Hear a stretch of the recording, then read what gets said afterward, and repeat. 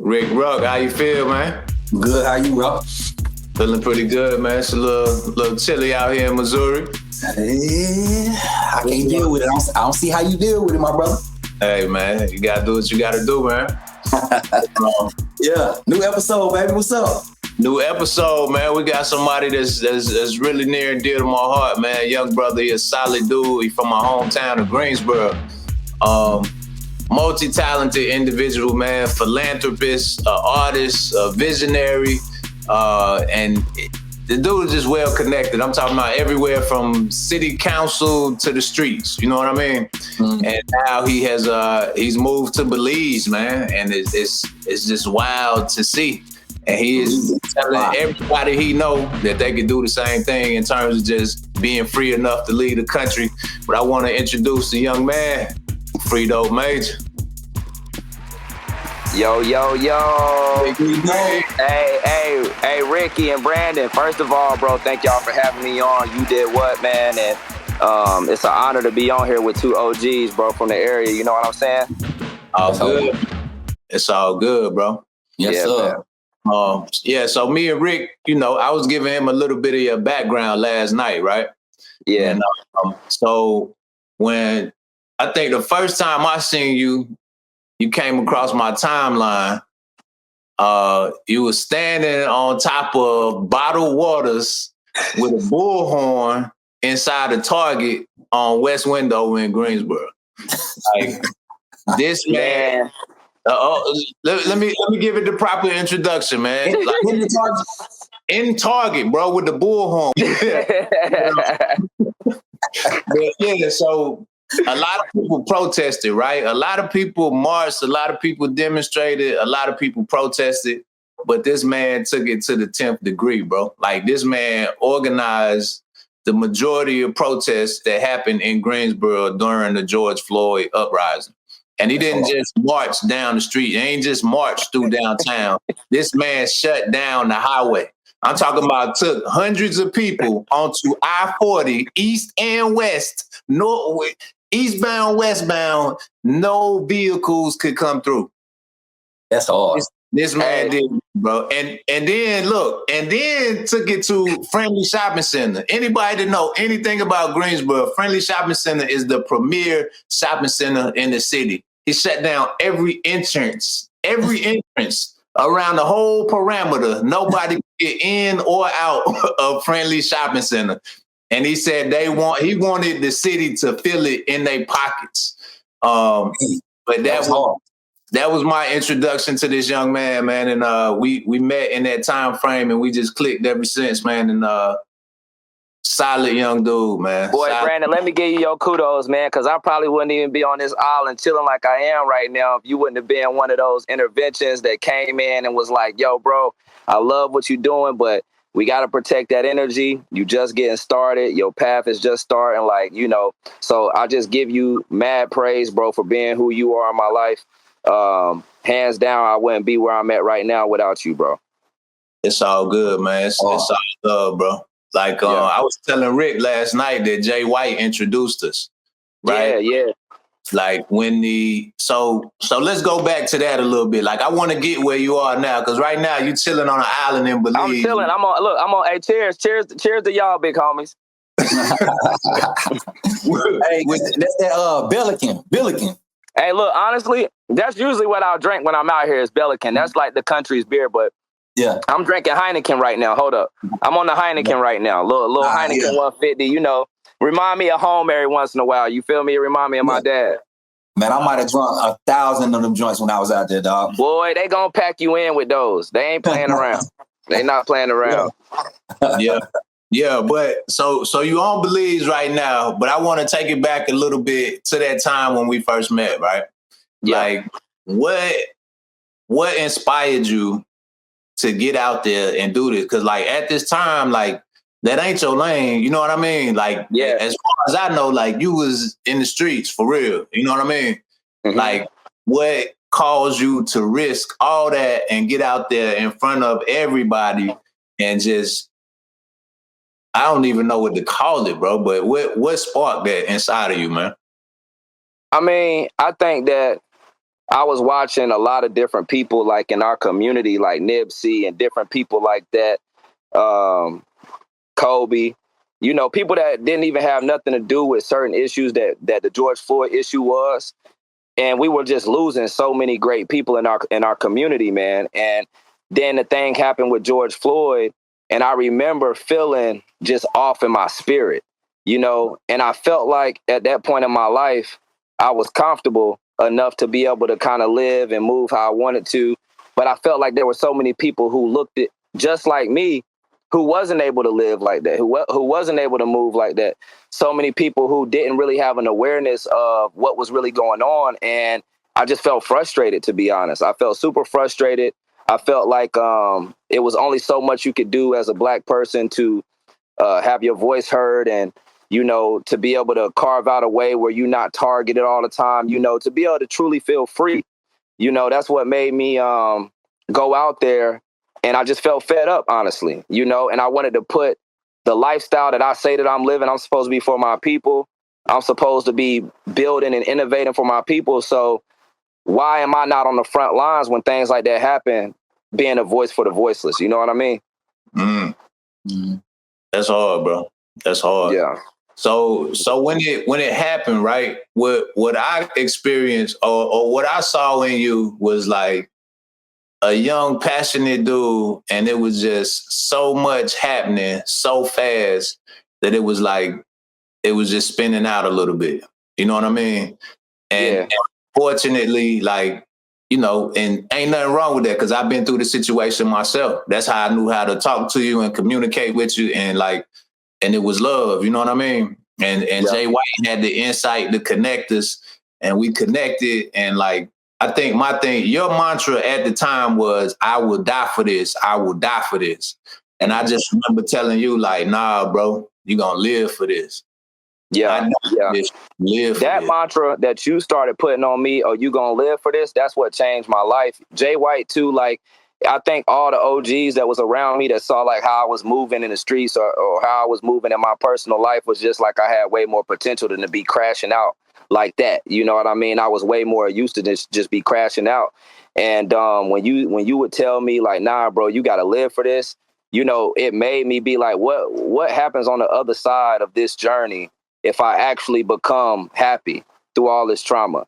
You know, if I actually become highly successful, if people actually start to take interest in my thought process, you know, what happens on the other side of that process? And I think that's when I started truly trying to be more strategic about how I was living for this vision that God gave me, that the universe gave me, that the Mother Earth gave me, you know. And that's when I started ordering my steps a little bit differently, you know, to be able to be like, okay, I got so many different people who are putting up with me, with my energy, trying to help this chaos to be more controlled.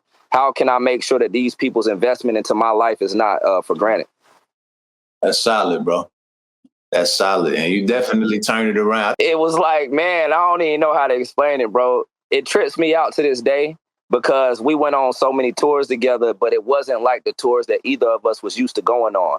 You know what I mean? We were actually going into colleges with entertainment and getting kids to vote. You know what I mean? You know, so it was being a part of something that was a way bigger picture, and to be able to be a part of that slice of history right there, man, is priceless, bro.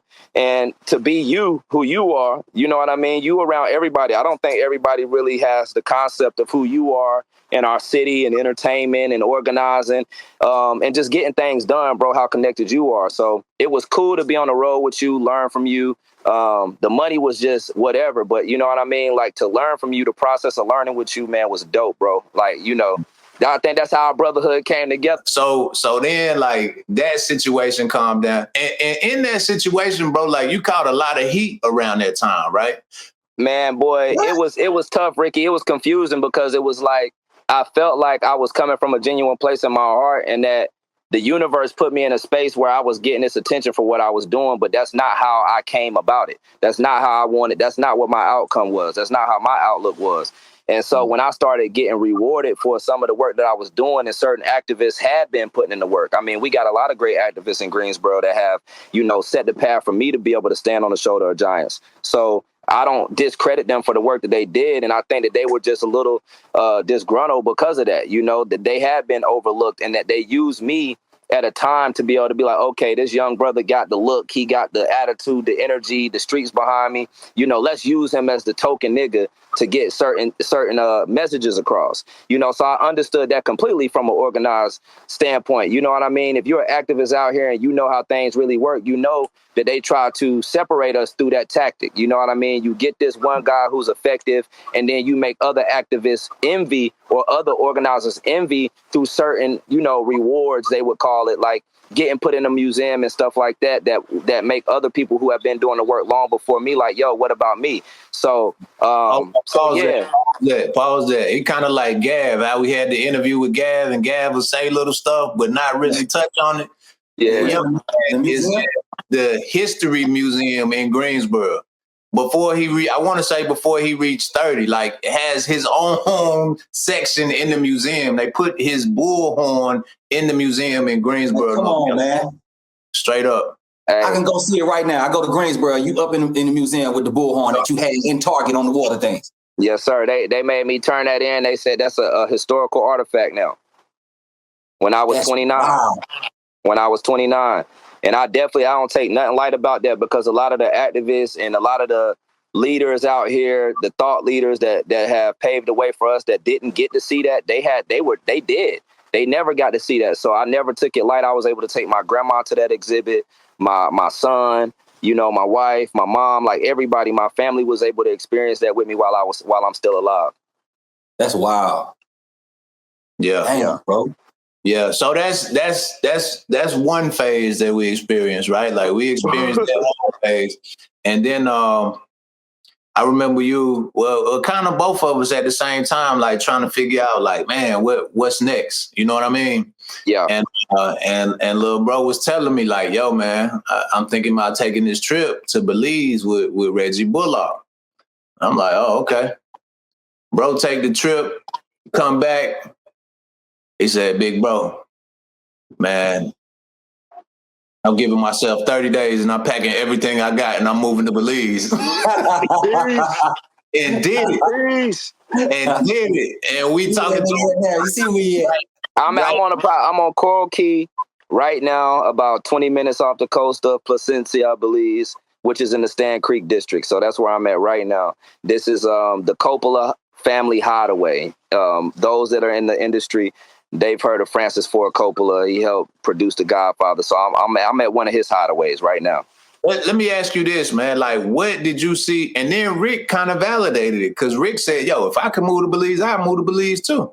But what did you see in that short period of time? It might have been like a week-long trip, if that. But what did you see in that short amount of time that said, yo, you know what? I'm going to just leave the United States for good and go make it shake somewhere else?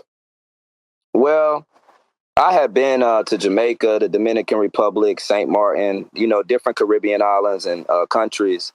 And I think that when I came to Belize, the fact that it has such a powerful Black population, as what we would identify, but really a Black African Creole, Mayan, it has such a deep culture of just the people here. You know what I mean? Like the energy here, the spiritual essence. You know what I mean? It's such a spiritual essence here, you know? So it's like, I felt that energy like pulling me more than anything. You know, Reggie invited us on vacation, and I had no intention at all before I came here of moving here. As you know, I was just coming on vacation. But as I came here, man, and I was able to see the country in such a beautiful way for the first time, it was that spiritual essence, though, that made me come here. It was almost like the spirit was telling me, and the universe was telling me, that there was something bigger here that was happening beyond a vacation. You know, and then obviously you got Reggie Bullock, who just bought this $2 million piece of property off the coast of Placencia, which is here in Belize as well. And once we put our feet on that land, like, it's almost like my body went through like a time travel for a second. And I was able to feel the trauma that Reggie had been throughout his life. I don't know why, but I was able to feel that energy and be like, this man was able to overcome that to be here to own a private island here in this beautiful place I would call paradise. and nothing was on the island yet. None of the structures that are out there now were there yet. And so I saw the complete vision on that end. And Reggie would keep saying, you know, who see the vision? Who see the vision? And it was a few of us, but, you know, I truly saw the vision. You know, I saw what he was trying to accomplish and what he wanted to accomplish. I saw the social initiative. I saw the opportunity to be able to impact the economy here. I saw the opportunity to be able to be a grassroots organizer here and to bring the community together stronger, to be able to make sure that the fabric of what makes Belize stays that way. And I think that God brought me there for that purpose. So I was just like, you know, it only made sense to me, you know, to take this chance. I don't even consider it really a chance or a risk. It was like I had to do it. You know, I came home, I listened to a sermon by T.D. Jakes called God's Answers. And it was so many little clues in it, like, you know, go to the land and I'll show you, I'll show you, I'll show you. And the moment I moved to Belize, God started to reveal so many different things to me, you know, and the world has truly opened up to me, honestly. Yeah. Rick, what was your experience like? What made you say the same thing? Like, man, I'd move if I had the chance to get out there. We went, like, first of all, like, usually when I go on vacation, it's just me and my girl, or just me and my partners or something. But this time we went with my kids, with my daughter and my son. We went for 12 days, and we was in Corzal. But we was staying, like, the place that we was staying was like a bed and breakfast type spot. And the reason that we went was to look at some property. Like, it was a property that was close to the bed and breakfast that we were staying at. And we went there. It was cool, but it was like a tree house. You know what I'm saying? Like, it was big, but we was like, I don't know about this. They were still like kind of in it. But then, so we started to like walk around and just see, like, where we was at, the road was terrible.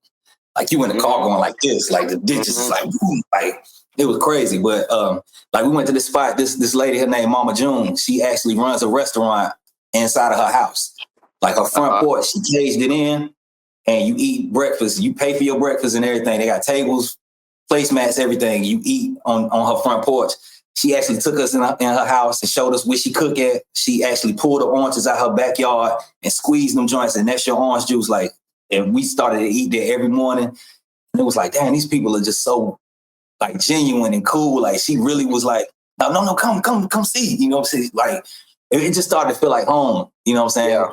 We was there for a while. Usually, you know, 3-4 days, you like, well, I'm ready to go home. Nah, bro. It's different out here, bro. The people, you know, a guy gave me a history lesson on why it's so special. So because of Belize being protected by this long barrier reef of coral, when those Europeans and different, you know, slave owners would try to come to capture land, it was hard for them to even get into Belize. And so you see a smaller population of that Europeanism, that capitalistic mindset, just the different traits of slavery that have been kind of sprinkled. You know, they were able to come over here and, you know, get some of that, you know, they still got some of the slave stuff here. But as far as overall what you look at and you weigh it to other countries, Belize was kind of protected from that for a while. So you have a smaller population, and then you got all of this beauty and culture. You know, you got like 5 different rich cultures here. When I say rich cultures, I mean, like, they're still tied to the traditions. They're still tied to the land. They're still tied to the processes. So, you know, they're able to give you that love, and then they have an abundance of everything. You know, you got coconut season, you got mango season, you got bananas and all types of stuff just growing naturally here. So the people, I think, have an understanding that they are living in paradise, and that this is not a third world country. I mean, you know, America is more of a third world country than this. True. Yo. So break down the exchange, right? In terms of the money, like, how does the money look? I know Rick was telling me that him and his whole family, him, his wife, his 2 kids, they might go out to eat and be stuffed for less than $20. You know what I mean? Like, yes, sir. I mean, he's not lying. $20 in Belize is $40. So let me break it down to you like this. You can get 2 tacos for 50 cents US, 50 cents US, and you do the math. You know what I mean? It's me, you, Ricky, your family, his family. I mean, we can get 100 tacos for less than $100, and that's what mattered the most. Chicken, beef, pork tacos, whatever you want. I mean, a stew beans tray with stew beans, barbecue chicken, tortilla. You talking about easily maybe $10 Belize. So you at around $5 US. So the exchange rate here is 50. It's half. It's exactly. It's half. So your dollar is $2 here. So you able to bring your money here and extend it, and then you have certain things here, certain components that are cheaper than what we deal with at home. So it's like you get more for the money, but it's still, and then that's half. So it's like, and it's still half. Yeah. So what I would pay $1 for something, I'm gonna get more than $1's worth, but it's really only 50 cents. So exactly. Wow. Yeah. Exactly, bro. Like you still, it really, I love it because it connects you to a genuine time, right? Where you're not going somewhere like Taco Bell, for instance, or McDonald's, and you paying this money for this fake food. You know what I mean? Like you able to, the chicken tacos you eating is chickens raised from around the corner. The tortilla and the flour you eating is right there locally sourced. The beans that you eating locally sourced from a village not too far by. So you able to really be tapped into like a genuine time where everybody's not trying to capitalize, and you paying an outrageous amount for something that's so simple. Yeah. So look, somebody that's in the U.S., because it's a lot of people that's leaving the U.S., right? Especially people that look like us and whatnot. What would you say they need to do in order to be able to come over to that type of place? Like, what type of bread do they need to be able to come over to that place and live comfortable? Not luxurious, just comfortable. You know what I mean? Yeah. I would say, bro, first of all, make sure that whatever you're doing in the States can help you to enhance your move in any other country, right? So make sure that you have investments going on in the States, like maybe a property that if you decide to come here, you can put your property up for rent, and come here and be making a little bit of money off your property and be able to spend some of that money here that is double to take care of your living standard. That would be something I would say just in general, like invest your money wisely so that when you make that move, you're not here going through the processes of, trying to find work or trying to figure it out and not having some source of income. So secure your investment and your source of income. Secondly, I would say, when you come to Belize, before you come, do your research on the immigrations process. You got to get your passport stamped every 30 days. It's 200 Belize. So 100 US to stay in the country to renew that. But they have different initiatives and programs now where you can get your passport stamped for 6 months and stay in the country for 6 months without having to go to immigration. So understand the different processes. Hold up real quick. Hey, Goldie, chill, Goldie. Chill. That joint shook him up, didn't it, Rick? It's a fire right here. Nah, it ain't shook. Look. You can't even see it. Hold up. I ain't gonna move the phone, man. I ain't gonna move the phone. But the dog, I move the phone. But the dog is over here chasing the fire. I don't know what's going on with the dog. All right, Goldie. But anyways, so yeah, do your research though. Before you come, do your research. Understand thoroughly what your move is, right? Like if you want to come here, look up places to rent, get in contact with the people. And that's in any country, anywhere that you're going, understand the immigration laws, because that's the first thing that you're going to have to navigate when going out of the country. You're going to have to understand the immigration law because you're an immigrant coming into another country, definitely if you're trying to move there. Secondly, thirdly, if you're trying to invest into that country, understand their investment rules, right? In all countries, you're not able to buy property and actually own that property and have a title to that property. So understand those processes. Like, am I able to come to Belize and spend my money and actually own this property and not have a 99-year lease on this property? Where when I'm gone and my kids, they want to own it, they got to figure out a way to pay for it. In Belize, you're able to purchase land and own that land once it's paid for, a title given to you. So you own that land. You can do whatever you want with that land and nobody can take that from you. The tax value of Belize is way different. So if you strategize, whether you're moving to Belize, whether you want to go to Jamaica, whether you're thinking about going to Africa, Dubai, Colombia, each place is going to be different. But you got to have an understanding of their immigration laws, the taxes, just how they dealing with people that's coming into their country. That's the most important part. Yeah. Yeah. So we're gonna do an episode of You Did What live from Belize later this summer. Rick done already said him and his lady, they coming out there with us, man. That's a vibe. That's a vibe, man. It's gonna be a vibe. It's gonna be a whole vibe, man. I'm excited for that, bro. I can't wait for y'all to see what we got going on. And I had time of my life out there, bro. Yeah, bro. It's a good time, bro. Like, and then you said, how much money would you say? I would say you could be good out here if you was trying to make a move like with 10K US. 10K US, you can come out here, you can find you a decent spot. You know, like you said, not luxurious, but you can find you a decent spot and live comfortably off of that, you know. What you mean, 10K what? 10K 6 months, 10K for a year, 10K for what? Chill, Goldie. Chill.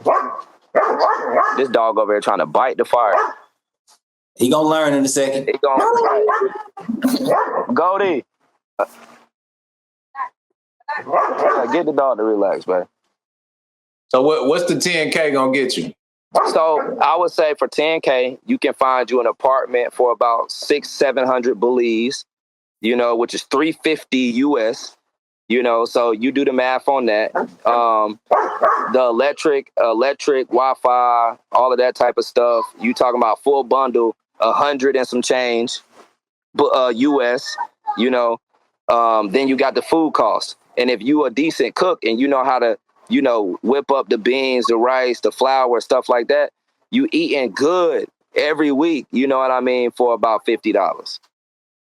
US, so about 100 Belize. So that's living. That's in moderation still too. That's still moderately living in Belize, not going over the top. You know, budgeting living. You know what I'm saying? Yeah. When I was there, we went on an excursion to I think the mine. I can't remember which pyramid it was or which room it was, but the dude that was our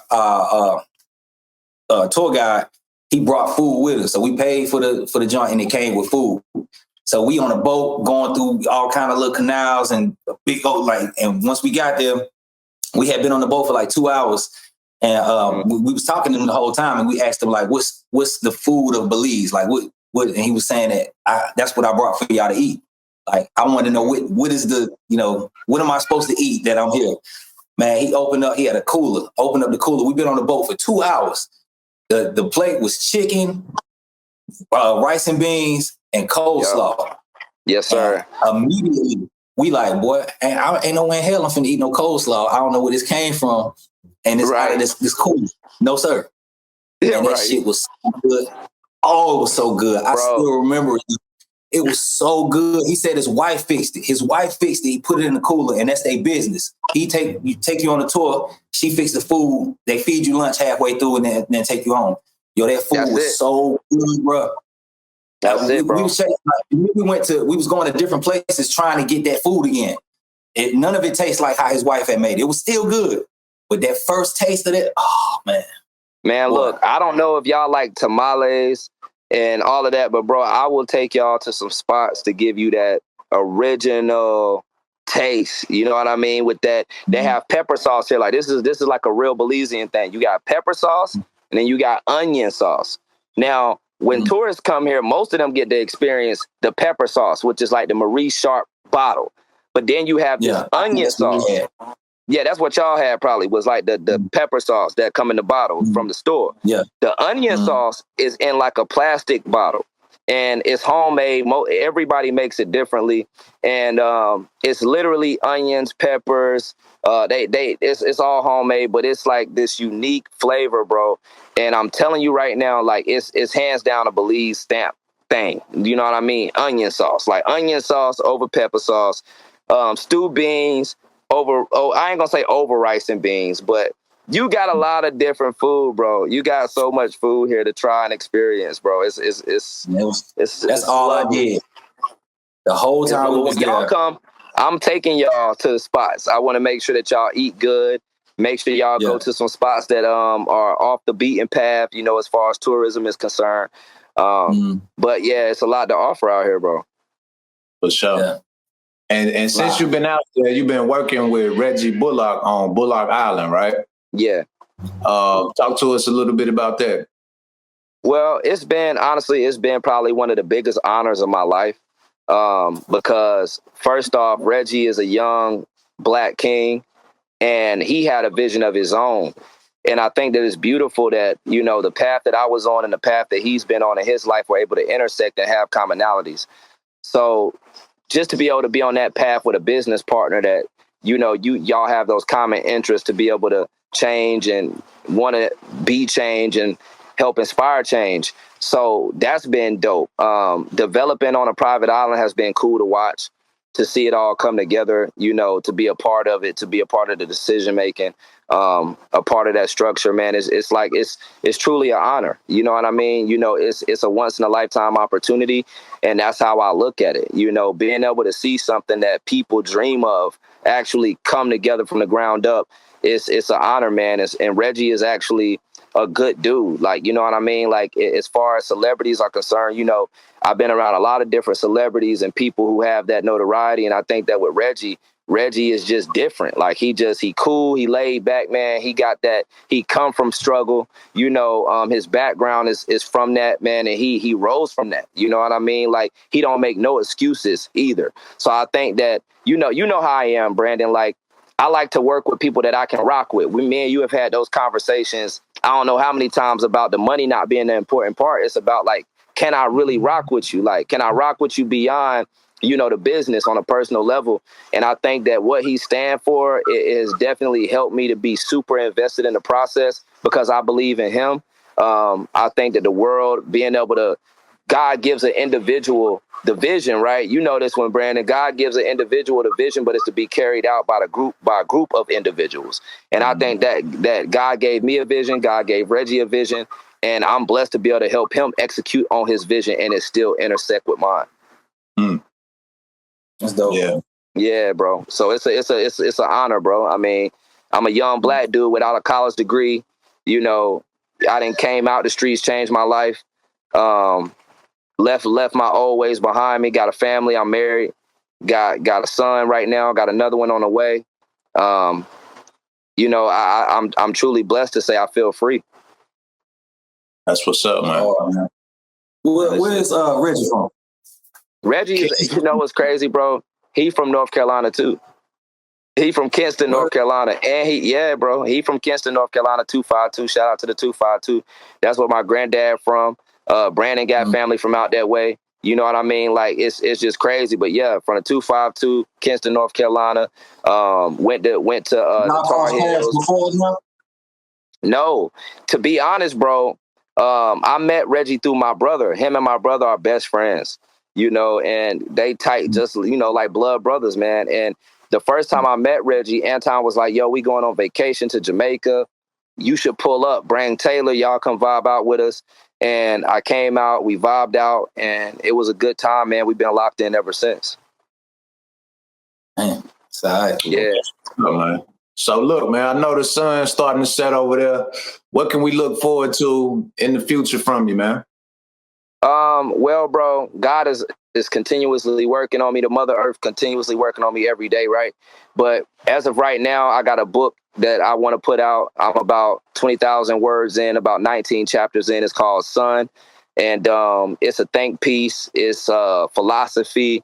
It's everything I think encompasses the one. And I made it as like a memoir for my son to be able to come back and reflect on, like, the processes that I've been through, my lifestyle choices, my mistakes, you know, all of that type of stuff. I'm hoping that I'm able to put that out sooner than later. I want to say look out for Bullock Island. You know what I mean? Like, we haven't even opened yet. We're in our last phase of development. So look out for that, man. We talking about bringing the coolest and the dopest people to this heart of paradise, man. So look out for that. Look out for my family. I got a beautiful family, a beautiful son, beautiful wife, another one on the way. And I know that my kids are going to be power players in this world. So look out for them. And just look out for me, man, because I'm constantly challenging myself to be better and to be stronger. I'm coming for more than what people probably thought I'm able to do. I'm not like, you know, I'm not saying that I got it all figured out, because I don't. But, like, bro, I'm hungry. I don't want to ever lose the hunger. So just look out for that hunger. You know what I mean? I want to keep that grit in me. I want to keep the same things that got me out the mud, you know, right where I'm at right now. You know what I mean? I want to keep that hunger, continue to inspire people, just continue to make moves that help shift the world, man, in a positive way. That's dope. Hey, you know what? Like, looking at you and meeting you, you know, you look like me. You look like you from where I'm from, and everybody that I grew up knowing. But you are very well spoken, bro. Like the way you articulate what you trying to say, like it's, you know, like, damn, you say you ain't got no college degree. It ain't like you using big words and nothing. I ain't saying like you know, being cannabis out here, but it's just the way you explain. It's really easy to understand, and it's like I tried it myself. Like me and Brandon was talking about this yesterday. I say nigga way too much. Like I think I heard you say it one time. Like you've been flowing. You know, it's like you rapping. You going straight through conversation, and it's just like it's well articulated, dog. That's a big thing. Like a lot of us I'm still trying to learn. You know what I'm saying? Like it feel like you had a speech class too. You know what I mean? Nah, bro. I'm gonna be real, bro. That's God, bro. It say He'll prepare your tongue, man, even when you ain't got your shit together. You know what I mean? And that's basically what it is, bro. Is that I have surrendered to the universe. You feel me? To become a vessel, and when you become a vessel, you have different entities and different energies that are able to help you to go about whatever you need to execute, right? And so I might not be like, when we get off this call and I'm having another conversation, I mean, I might not be as well spoken, but when I'm trying to put out a message that I know that is going to impact other people, I try to make sure that I silence my mind and I'm able to tap into what the message is from the universe to give it back to people, bro. So I just, I wouldn't take credit for that at all. I haven't taken any speech classes or any of that type of stuff. I just think that it's truly God's hand in my life. And using me as a vessel of change, a change agent. That's all it is, fam. That's hard, man. Keep going. I can't wait to come kick it. Hey, you already know the vibes, bro. You already know the vibes, man. You know the vibes. He's sharp. Yeah. Anytime I'll call him sometime, I'll be like, what you doing, man? Oh, man, I'm over here reading the Constitution. Y'all